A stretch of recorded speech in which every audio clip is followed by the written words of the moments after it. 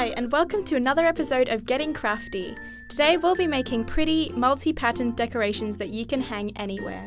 The things you will need are patterned paper or card, a shaped template. We are using hearts, but you can do this with pretty much any shape you want. Thread or string, glue, a pencil, scissors, and an assortment of beads. First, take your pattern card and place your heart template over it.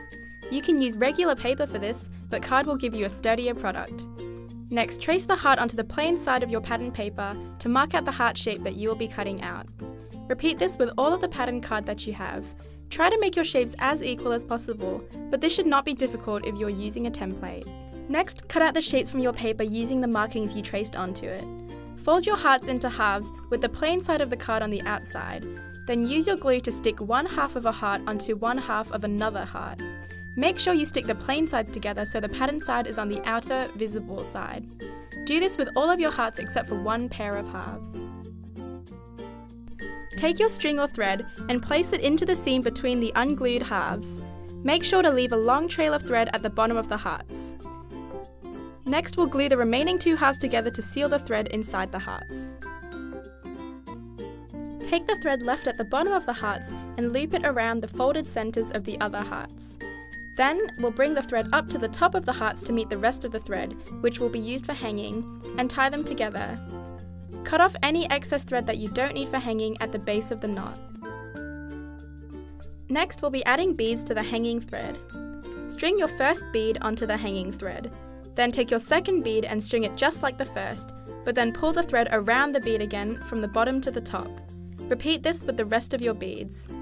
Threading the string through again will keep your beads in place. If you need to, cut off any excess misaligned card from your hearts. Then you can cut the hanging thread to as long as you like and hang it up anywhere you like. You can do this with any shape you want and with more than the 4 shapes we've used here for a denser feel. I hope you've enjoyed this episode of Getting Crafty. If you do give this a try, make sure to Instagram it and tag us at UniTV Live. Thanks for watching.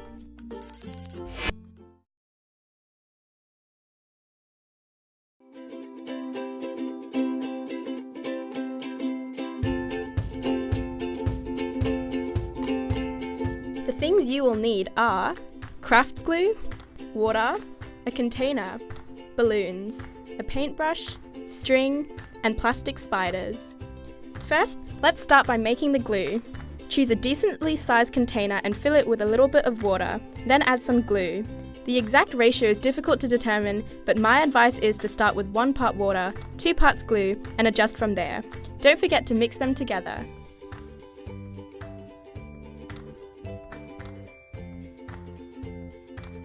Next, we'll soak our string in the glue.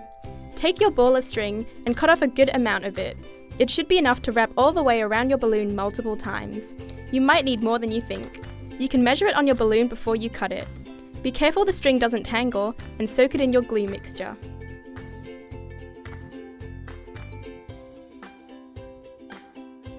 And start wrapping it crisscross all the way around the balloon in random patterns.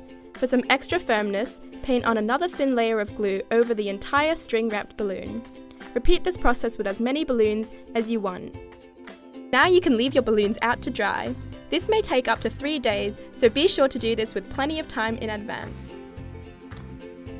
Once it's nice and dry, the glue should have set the string in shape. Pop the balloons inside of the hardened string and carefully get rid of the pieces of balloon left inside. Now glue on the spiders and use some more of your original string or clear string to hang them up wherever you want.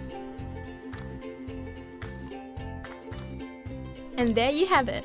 You've made your own Halloween decorations.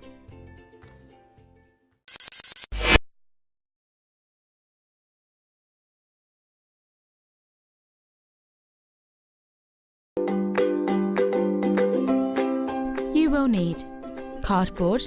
This is where your old pizza boxes come in handy. Maps, or anything you want to use to make your bunting. Scissors, string, glue stick, ruler, pens. Okay, first we're going to draw out our triangles. Take your piece of cardboard and draw 2 parallel lines. Along the first line, mark the width of the base of your triangle. Here, Carl is using 10 centimetres, but you can choose what width you want to use. On the other side, you'll mark where the base of the triangle will come. On the other side, you'll mark where the tip of the triangle will come.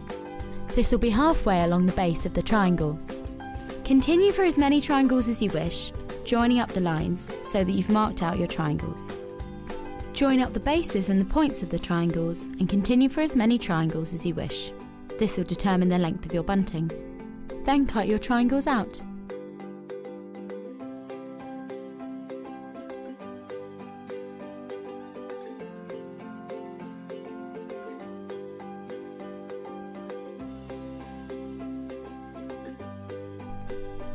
Take your maps and decide which side you'd like to show up on your bunting.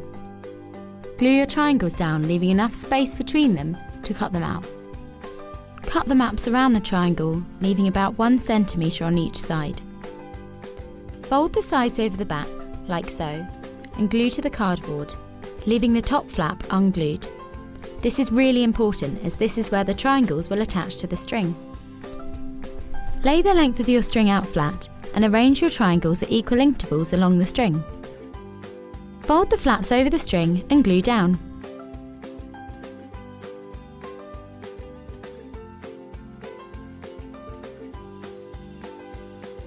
And there you have it, your own map bunting.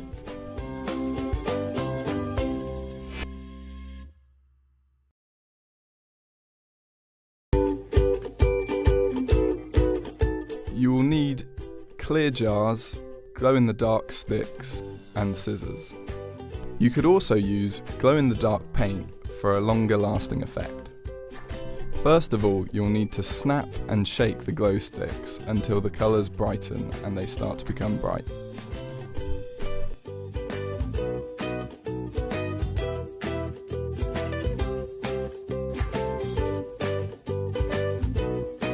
Next, cut the glow sticks and flick around the jar, creating the splattered effect.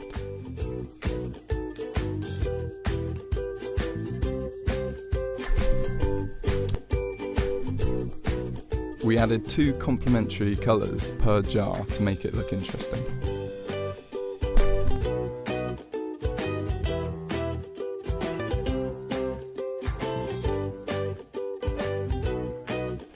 Cover the inside of the jar with the glow stick liquid or paint until it's covered and visible.